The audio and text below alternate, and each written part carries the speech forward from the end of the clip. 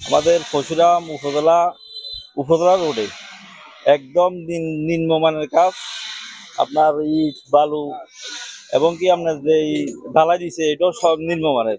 এই বন্যার ভিতরে বা এই বর্ষার ভিতরে বা বৃষ্টির ভিতরে যে ঢালাইটা দিছে, এখন এই এই কাজটা যেভাবে হইতেছে ভবিষ্যতে সরকারের অনেক এই আর্থিক লস হবে।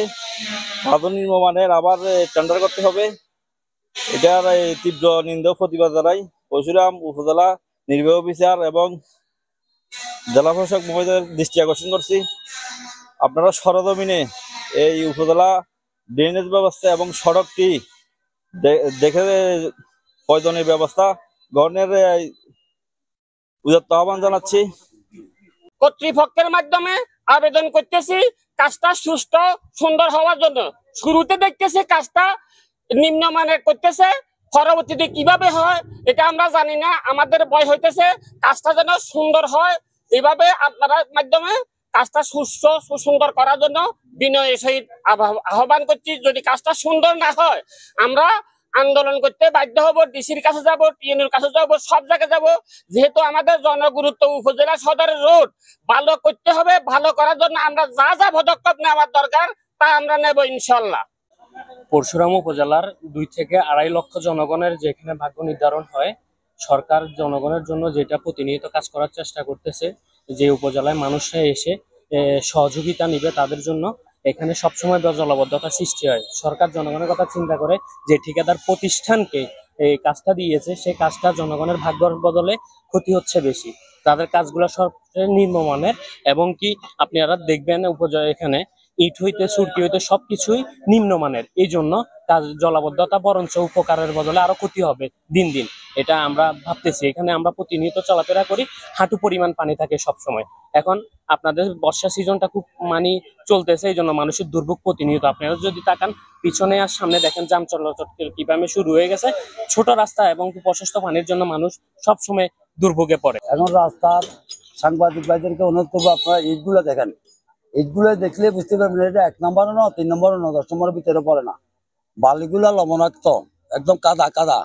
এগুলা বালিও না, বালি যাতে না, কত নাচে কে জানে।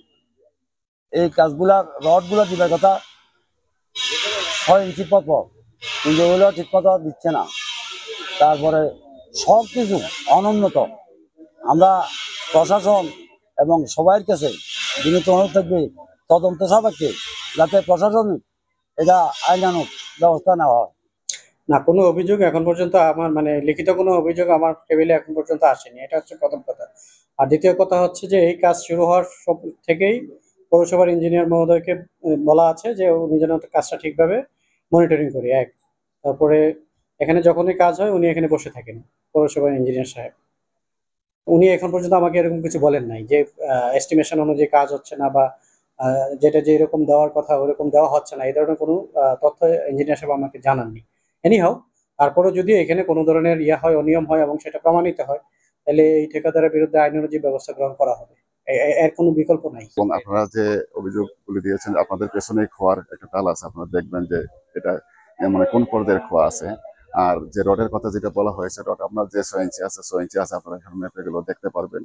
ডালায় যে থিকনেস আছে সবগুলি আমরা একুরেট ভাবে দেওয়ার চেষ্টা করছি এবং আমার পক্ষ থেকে আমি নিরলসভাবে কাজ করছি। আর ইটের যে বিষয়টা বলছেন, ওই জায়গাতে ওয়ালটা আমরা ভেঙে ফেলতেছি আর কি। তাদের কাজে কিছু ত্রুটি আছে, ভেঙে ফেলতেছি। অনেকগুলি ইট ভাঙ্গা হয়ে গেছে অলরেডি, তারা সুতা টানাইতেছে ভাঙ্গার জন্য। আপনারা দেখতে পাচ্ছেন, এটা আমরা ভেঙে আবার নতুন ভাবে করে দিব।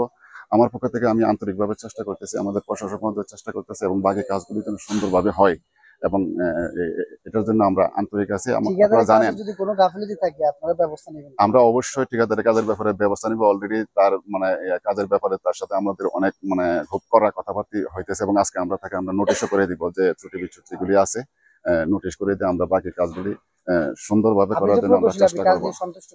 আমার যে কাজটুকু হয়েছে, যে জায়গাটা সমস্যা ছিল, এই জায়গাটা আমরা ভেঙে ফেলতেছি এবং আজকের মধ্যে এটা ভাঙ্গা হয়ে যাবে। সার্বিক কাজ তো এখনো মাত্র শুরু হয়েছে, আরো অগ্রসর হইলে আমরা সন্তুষ্ট।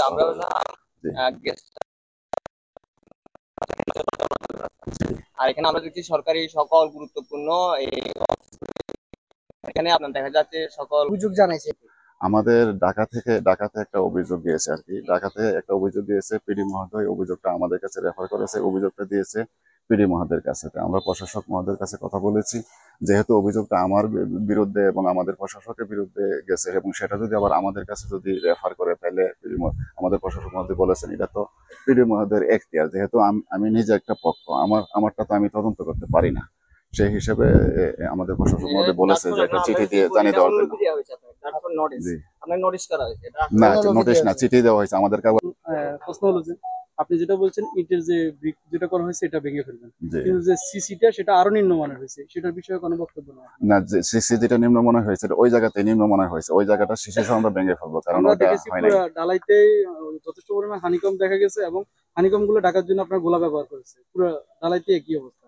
এবং পানির নিচে যেটা আছে সেটা দেখছি যে আপনার যে মশলা যেটা সেটা আপনার ধুয়ে চলে গেছে, আপনার শুধু কুয়াগুলো আছে।